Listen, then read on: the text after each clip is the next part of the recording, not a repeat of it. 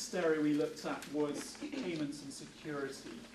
So for any SME wanting to take payments from customers online, they need, for whichever payment mechanism they use, they need to collect payment details securely from the customer, and they need to transmit those details over the internet or other networks. And then they need to interface with a card association and banks to reconcile the payments and to make a payment and to bring that balance of funds to the SME. Now, there are kind of two ways of doing this.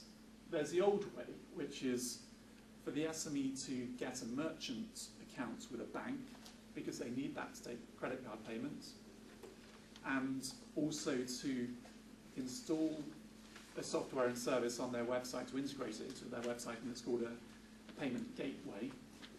And these are things like SagePay. Now, doing that requires a bit of technical know-how.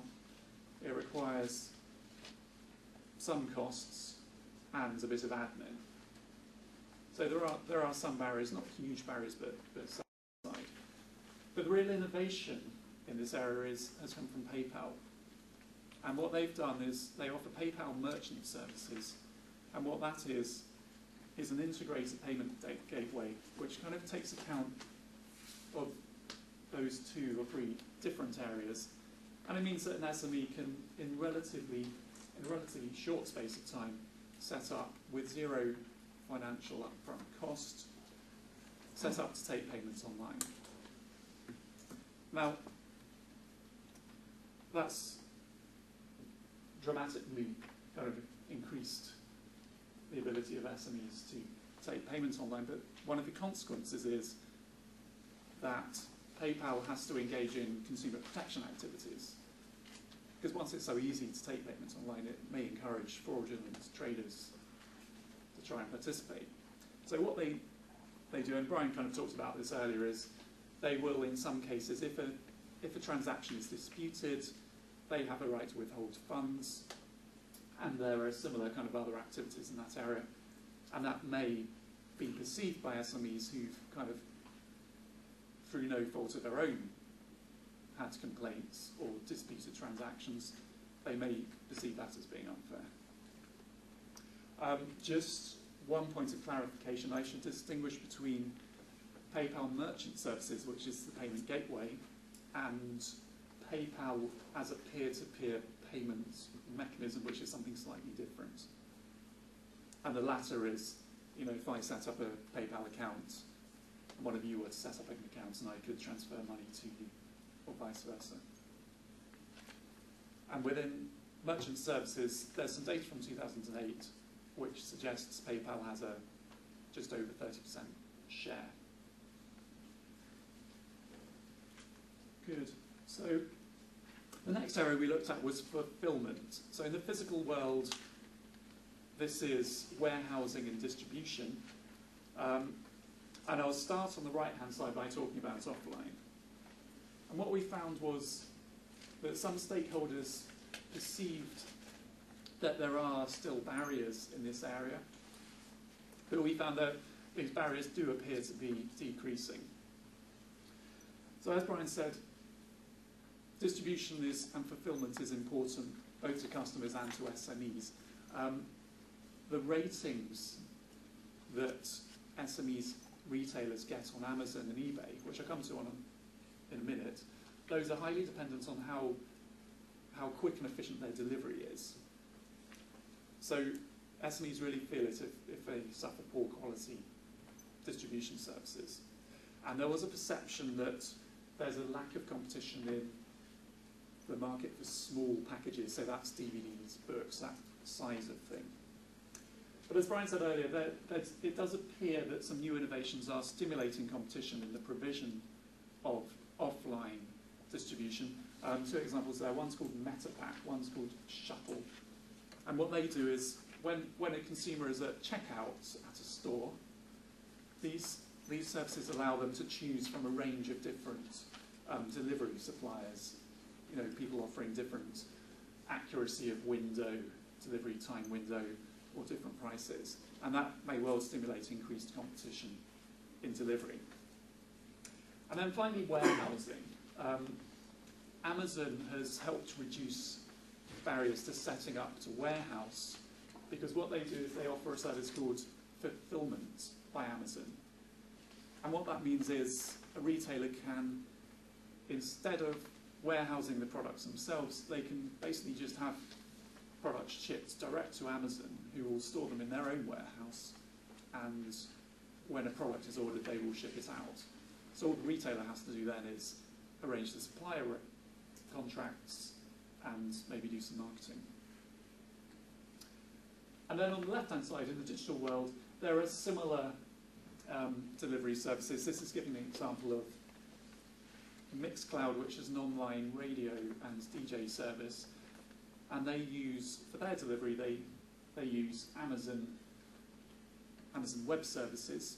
And that's essentially a cloud-based provider of IT services. And it's just kind of showing that innovation in that area has also reduced the barriers to setting up a new business. And this left-hand side, it applies to mostly to businesses in the kind of content area, so people selling music, video content online. And then finally, online marketplaces. So we talked a bit earlier about how these are essentially Amazon, eBay, and similar, who have spanned the whole chain and supply services across first of all web presence, marketing, payment, and in the case of Amazon, fulfillment as well. So they do the whole thing. And essentially the upfront cost to an SME using one of these services is negligible, at least the financial cost. Now, what's interesting here is when you think about the market for marketplaces, we found that SMEs have choices. So there are, in any given area, there tend to be several marketplaces an SME could use. To take the example of second-hand books, those are listed on Amazon, they're listed on eBay, they're listed on a site called Abe Books, and there are various others. And because the barriers to entry for each of these marketplaces are so low, it incentivizes SME retailers to kind of spread themselves across various different marketplaces. And to give an example, we interviewed a company called Goldstone Books, and they distribute across 12 different marketplaces. So SMEs have choices, and I think if you look at how marketplaces work, there are a couple of interesting features here. One is ratings. So when customers buy a product, after the transaction is completed and they've received it, they will be asked to rate the retailer or the SME seller that we used. And these ratings are displayed fairly prominently alongside listings on the site. So it's quite an important mechanism, and it's an incentive for retailers to provide good service. And the other one is consumer protection. So in the case of eBay, this relates very similarly to payment to the use of PayPal to intervene in cases where people dispute a transaction. But I think the important thing here is these activities help SMEs build a reputation in the case of ratings, and in the case of consumer protection, to shelter under the brand of Amazon or eBay, which is helping to protect the consumer. And that, again, makes it easier for SMEs to start up trading online. And then finally, a couple of points about online marketplaces. They do apply conditions to the sellers. So in the case of eBay, the sellers must use PayPal, or they must offer, I should clarify, must offer PayPal. It's not necessarily exclusive, so it could be alongside other payment options, but they have to offer PayPal. And in the case of Amazon, there's recently a new rule in the UK which specifies that sellers must not offer the same product on Amazon more cheaply on other sites. They've had the same rule in the US for quite a while and for some product categories in the UK, but now it's more widely applied. So that's basically it for the different areas. Now Brian's going to say a few words about the impacts.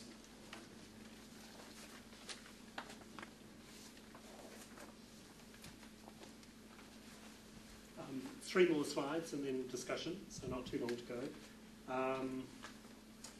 Stephen has talked about a number of specific cases where things are changing, and I think this is a recurring theme. It's not a settled situation.